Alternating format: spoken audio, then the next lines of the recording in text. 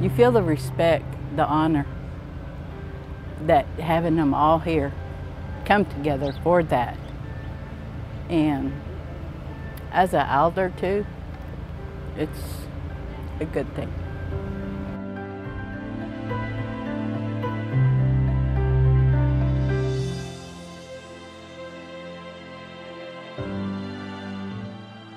This memorial will join the other memorials along the National Mall that tell the story of the veterans of past wars.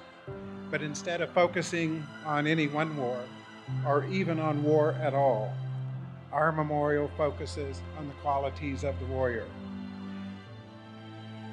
Native Americans have served the nation's military at a higher rate than any other group of people and have participated in every major U.S. military encounter since the Revolutionary War.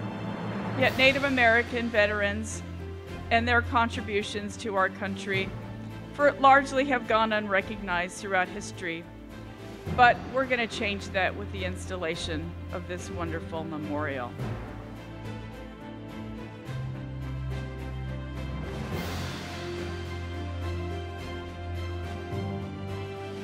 Four, three, two, one.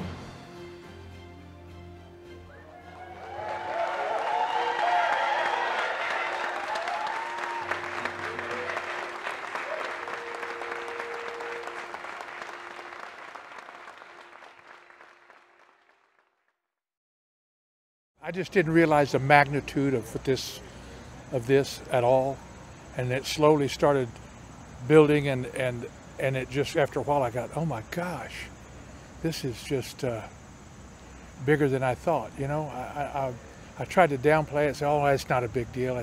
There'll be a lot of, you know, I'm just a little Cheyenne and Arapaho guy. You know, but it has really gotten, for the last year and a half that I've been doing this with the architects and the Smithsonian and the museum and engineers and everybody tweaking it and working really hard to make it the best that they could, you know. And after a while, my wife has to just say, Harvey, you have to be more positive about this, you know. And I said, well, I'm trying to be positive, but I don't want to be too proud, you know. I need to be a little humble, and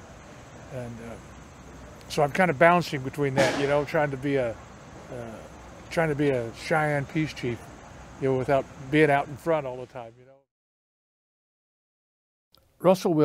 Russell said, Harvey, he said, let's go to this meeting. They're talking about building a national Native American Veterans Memorial in Washington.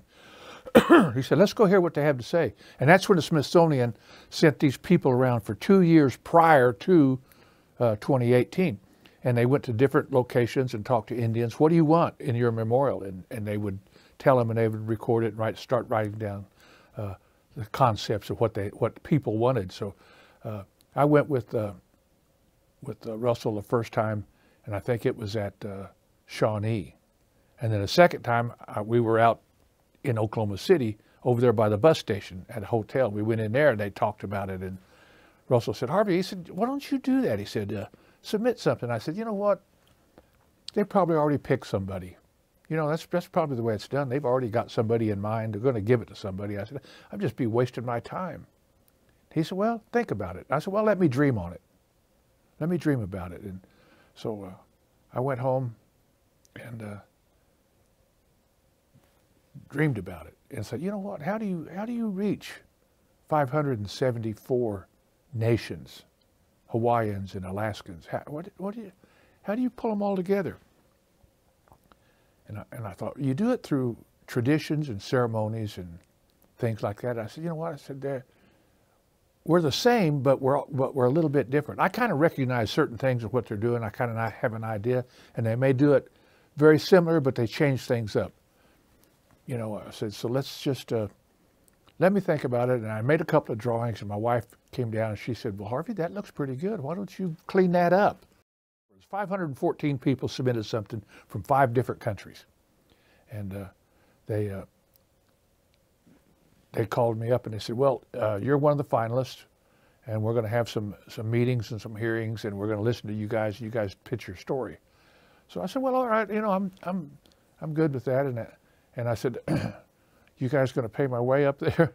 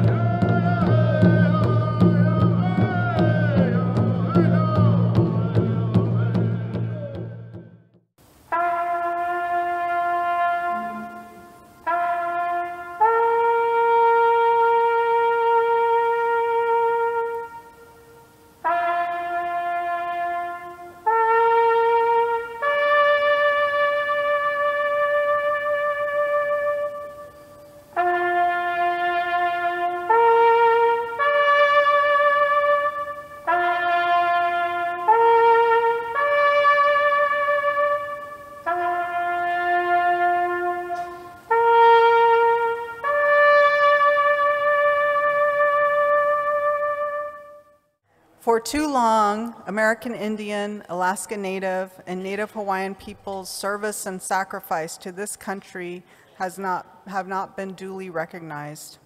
This memorial, in view of the nation's capital, on the grounds of the National Museum of the American Indian, is a step towards ensuring Native veterans are honored for all they have given this country.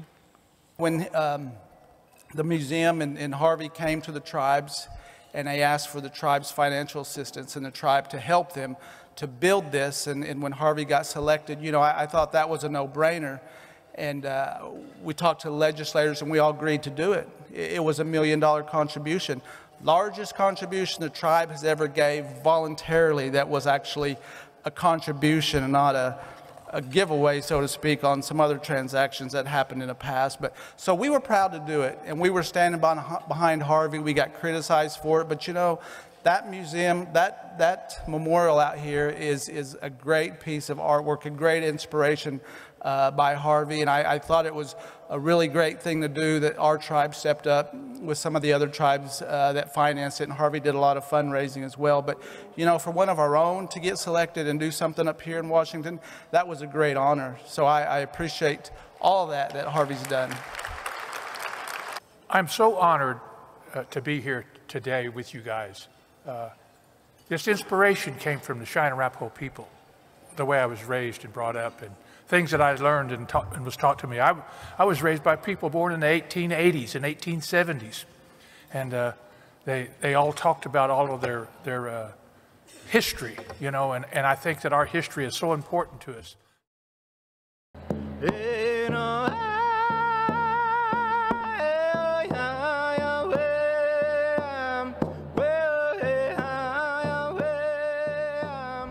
Maybe took so long because people didn't identify Native Americans as being part of the military because they didn't feel that there was that show as in numbers. I think it took the fact that code talkers came out and showed that they won the war for America, that it finally people started asking who else was there, what else did other tribes do. So I think the code talkers really put the tribal nations out in front to say, we won the war for America.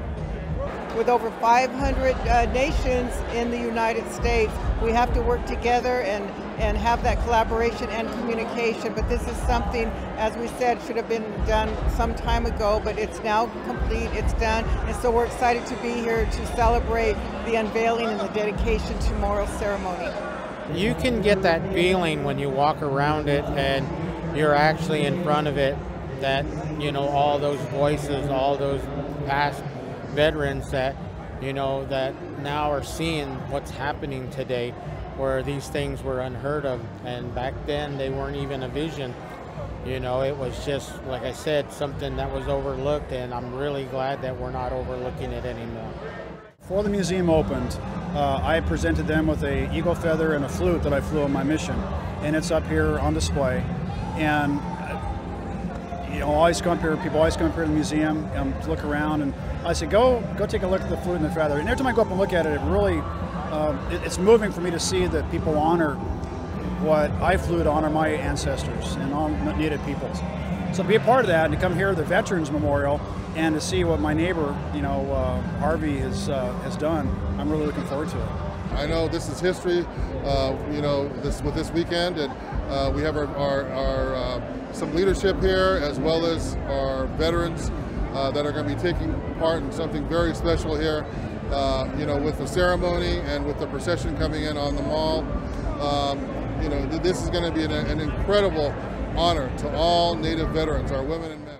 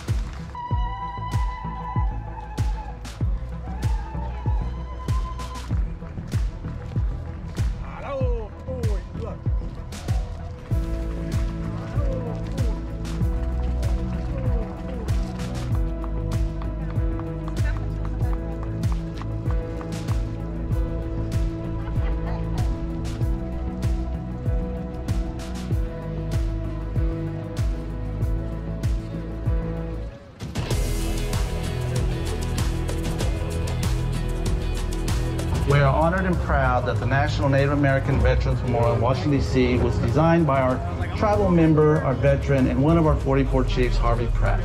This memorial stands tribute in our nation's capital to our Native American veterans, men and women who have served our country and our tribal nations. Thank you so much for being here at the dedication of the Native Americans Veterans Memorial here in Washington, D.C. And the rockets red glare, the bombs bursting in air, gave proof through the night that a flag was still there. What an incredible moment this is to be gathered with all of you today. It brings me such great joy, and it really fills my heart to see so many Native veterans from across the country. We are honored to be with you today. To each American Indian, Alaska Native, and Native Hawaiian veteran in attendance, and all who are joining us via live stream, I want to share my deep gratitude for your service and sacrifice. Nitra, thank you, thank you.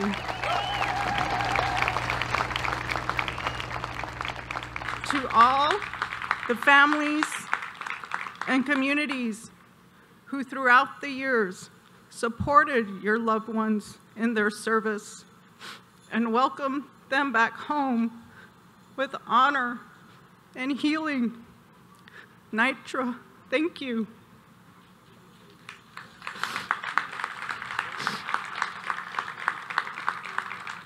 And to those of you who lost loved ones, who served with honor, thank you for your ultimate sacrifice.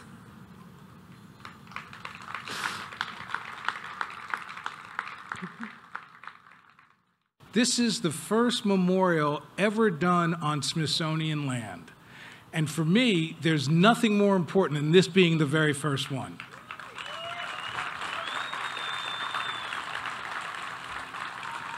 Because what you hope is that from today on, in the months and years and decades to come, it's my hope that this memorial will provide a respite for Native veterans and their families to reflect on their service, for loved ones of soldiers who never returned to honor their memory, and for Indigenous people to gather, to remember, to heal. For decade after decade, really for centuries, the U.S. government did not always treat Native Americans with the respect and equality that they deserved. Suffice to say, given this history, it would have been normal, even rational, that when called upon to serve in the military and fight and die for America, the reaction of Native Americans over the decades might have been, no thanks. But that wasn't the reaction. To the contrary, it was the opposite. The special patriotism of Native Americans has shown through, providing an inspiring example for all Americans, serving in huge numbers in our military, generation after generation, with humility and dignity and honor, and of course, with heroism. It's because they choose patriotism. It's because they choose love of this country and these lands. It's because they choose to imagine a better future for their families and their community, to fight, to secure the homelands and our freedoms. And I have so much respect for our Native men and women who have made that choice. And I'm doing everything I can to support all of you in that. And as one of the first 2 Native women ever elected to Congress, it's also my job, I believe, to ensure that American Indians, Alaska Natives, Indigenous folks, Native Hawaiians have a voice at the table when we're making policy in the Capitol.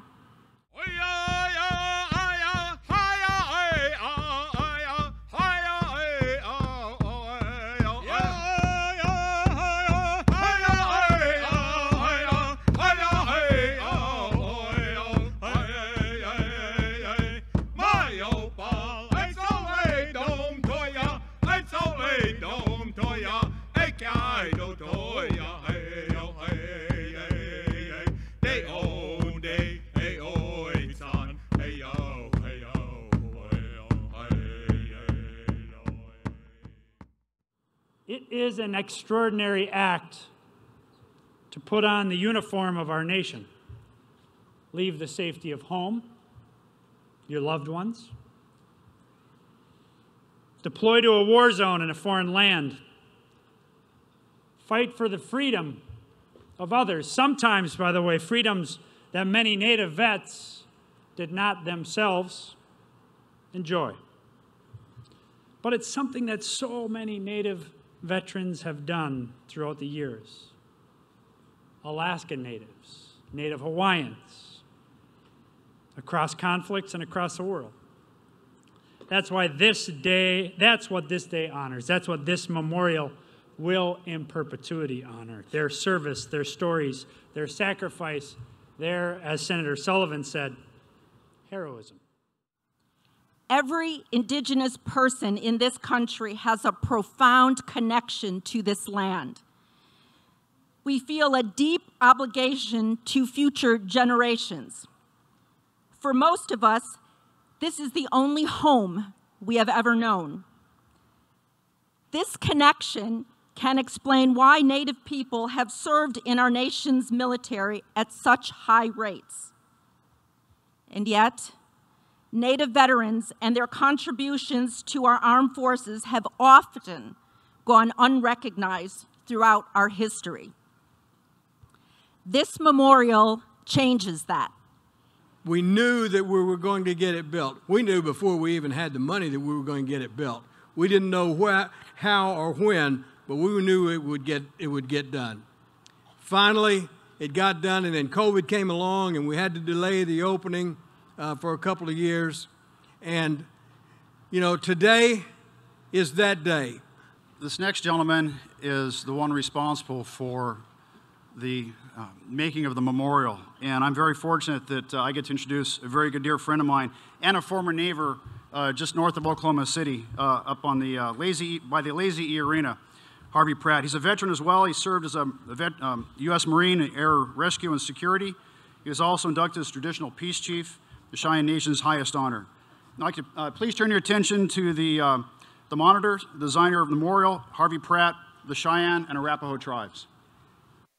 I'm the designer of this memorial, and it's finally a pleasure and an honor to be here before you.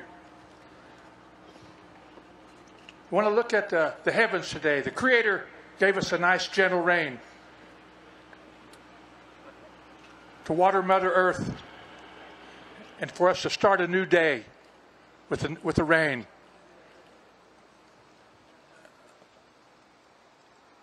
This memorial came about in a dream as I gathered all my life experiences as a Southern Cheyenne Peace Chief.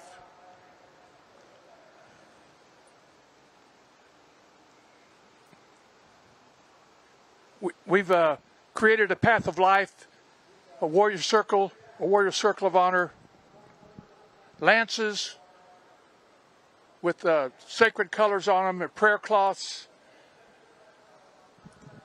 the water, the air, the earth. And we'll light this fire in a minute. It's a wonderful day. I'm God the Creator created warriors. Without warriors, we may not be here. This memorial is about warriors of the past, warriors of today, and warriors of tomorrow. We know that if my grandfather came here, he would recognize these elements.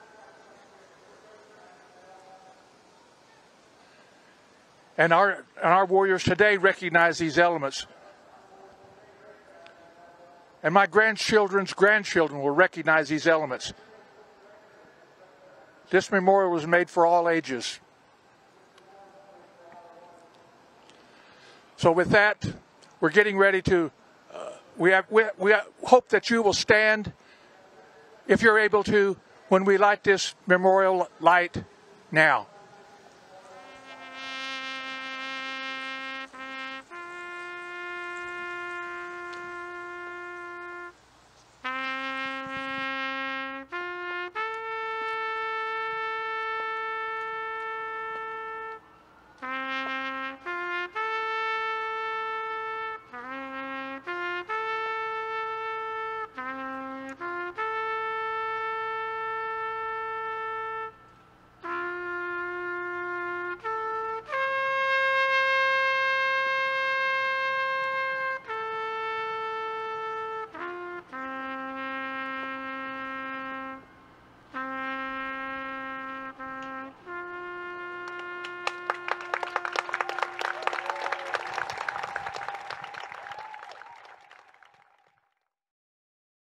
Gene and I walked in there at night, at 10 o'clock at night, go down there at the memorial, and there would be non-native people sitting in there.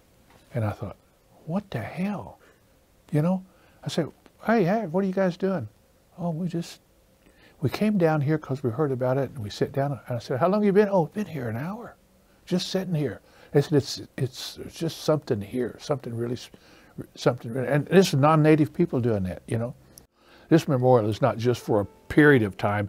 It's for our ancestors. It's for the present people. It's for my grandchildren's grandchildren. It's for them.